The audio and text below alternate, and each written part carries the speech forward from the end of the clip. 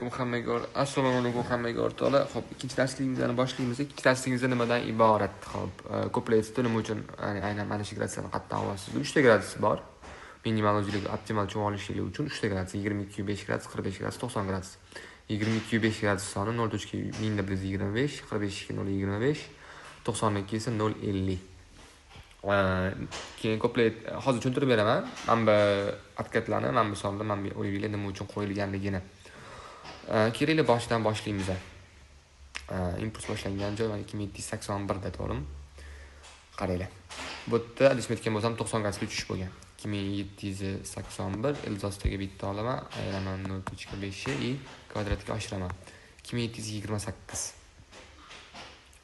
2731 endi primerni osinglar ham bor edi 2728 deb. Xo'p, 90 gradusga tushish bo'ldi, ko'rdinglar? 90 gradusga tushish bo'ldi-da, endi qaytishni hisoblaymiz. Qaytishi primerni qancha bo'lgan? 2728 ilzostiga olaman, qo'shaman 0.25 kvadratga bitta oshiraman, 2754. Ya'ni mana bu zona. Endi buni aniq chiqarish uchun mana bundan hisoblasanglar, mana 2760 zona kelib chiqadi. Lekin primerni bu yerda ham plus minus to'g'ri chiqazib beryapti. Ya'ni bu yerdan qanaqa sizlar o'zingizlarga narsa olsanglar, qanaqa logika olsanglar bo'ladi? 90 gradusga tushish bo'lgandan keyin har doim orqaga 45 graduslik adkat bo'ladi. Ko'pincha bu bozorda eski holatlardan qaraydigan bo'lsanglar ham har doim ko'pincha mana shu holat bo'lgan. 90 gradusga tushish bo'lgandan keyin ko'pincha orqaga 45 graduslik adkat qilib beradi. Endi davomini ko'radigan bo'lsak, esingizda bo'lsa, agar bugun o'sha videolar ko'rayotgan bo'lsa, 2706 dan bar berdim. Birinchi 15 dan berdim. 15 dagi hisob oldi, keyin 6 dan berdim. Sababi nimaga? 2760 zona to'g'rimi? Qaranglar. 2760 avvalman chunki 45 gradus orqaga adkat berdi. Undan oldin 90 gradus tushib bergandi, undan keyin 45 gradus orqaga qaytib berdi. Endi 2760 olaman, sababi o'sha 90 gradusga tushib bo'lgandan keyin 45 gradus orqaga adkat qilib berdi menga. Agar unaqa bo'lmaganda bu sonni olmayotgan bo'lar edim. Ayiraman yana 0.5.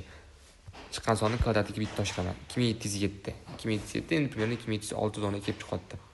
2706 mana ko'rishingiz mumkin. 2706 zonadan bozor orqaga adkat qilib berdi. Endi buni ko'rish kerak. Yana bu hozir yana 45 gradus orqaga adkat berib, keyin yana 90 gradus orqaga qaytib tushib beradi. Adashib ketgan bo'lsam, mana shu sonni 45 graduslik adkatni 2732 bo'lishi kerak. Hozir hisoblaymiz. Chiqqan sonni yana bitta ilzostiga olaman, qo'shaman 0.25 kvadratga oshiraman. 0.25 bu 45 gradus, 0.50 bu 90 gradus. 2733.79. Ko'rishingiz mumkin. Bu boyi mana shu joydan orqaga adkat qilib berdi mana. 33.30 dan adkat beribdi. 33.30 dan adkat berdi-da, 0.125 adkat bergan qaranglar. 2733 so'rimi? 2733 dan bozor qaytib berdi 2719 ga. Endi qaranglar. 2733. Ilzostiga bitta olaman. Ayiraman 0.125 kvadratiga bitta oshiraman 2720. Buni ko'rishingiz mumkin. 2719, 2720 zonadan bu tegdi-da, 45 gradus 0.25 gradus qaytib keldi. Ya'ni bu endi nima bo'lishi mumkin? Yana bu xuddi shu joydan 2718 dan, ya'ni 2720 dan orqaga yana hozir hisoblab chiqish kerak endi. Ilzostiga bitta oladigan bo'lsa, yo yana 22,5 gradus orqaga adkat beradi. Yo bo'lmasa 0.25 gradus orqaga 2733 chiqyapti. Demak, buni adkatni katta ehtimol bilan 2720 40 gradusli adkat qilish ehtimol bor. Ya'ni 3-chi bizning kiradigan, ikkinchi kiradigan sel zonamiz bu bo'ladi. Hozir sizlarga aytaman, 2746. 2746 mana. 3-chi sel kiradigan zonamiz 2746. Stopimiz 2750. O'sha demak 2750 ga chiqib ketadigan bo'lsa, bozorda hali ham buy trend saqlangan bo'ladi. O'shani esdan chiqarmanglar.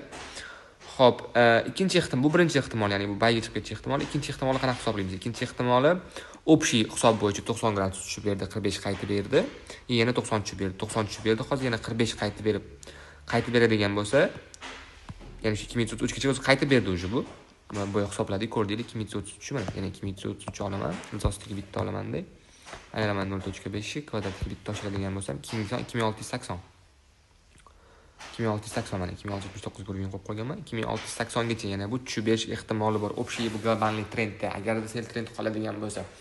Sel trend qolish qolmasligini endi mana saylovlardan keyin aniq bilsak bo'ladi. Menimcha katta ehtimol bilan sel trend qolsa kerak, chunki tillarning narxi juda ham tepada.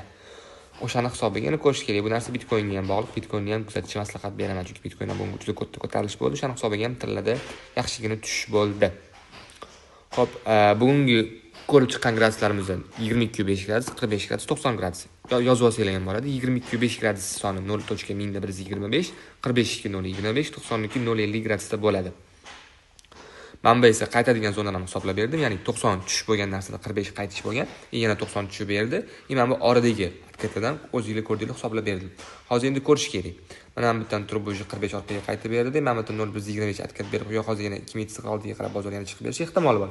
Yoki mana shu 2330 zonaga yana bitta urilib, pastki 2693 zonaga tushib berish ehtimollari ham bor. Bozorni kuzatishda davom eting. Xudo xolasa keyingi darslarda yanada katta grafiklarda hisoblab berishni sizlarga ko'rsatib beraman. Hammaga rahmat. Aktiv bo'lamiz. Qo'ldan kelgancha ko'ryapsizlar, lekin o'rgatyapman. Buni to'g'risi bir xilla bor. 5000, 6000 kurs so'mda o'rgatayotgan ekan. Endi eshitdik, uni ham to'g'ri o'rgatishmayapti. Bir ikkita joylari noto'g'ri, juda ham ko'p joyi noto'g'ri o'rgatishyapti. Matematik formula bir nimalar deb oldindan aldashyapti, lekin unaqa narsa bizga kerak emas. Qo'ldan kelgancha hammaga tekin ma'lumot berishga harakat qilaman. Iltimos qilgan bo'lardim, qo'ldan kelgancha yaxshilik o'rganishni, videolarni qayta ko'rib, o'zingiz uchun tushuncha olishinglarni. Hammaga rahmat, charchamaylar. Bugungi darsimiz o'z nihoyasiga yetdi.